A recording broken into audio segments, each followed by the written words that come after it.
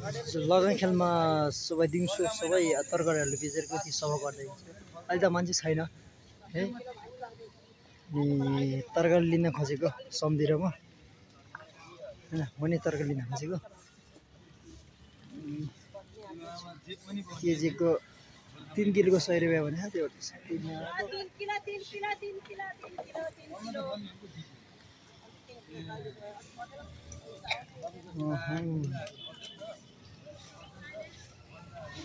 10% लागेको छ क्या त्यो चाहिँ।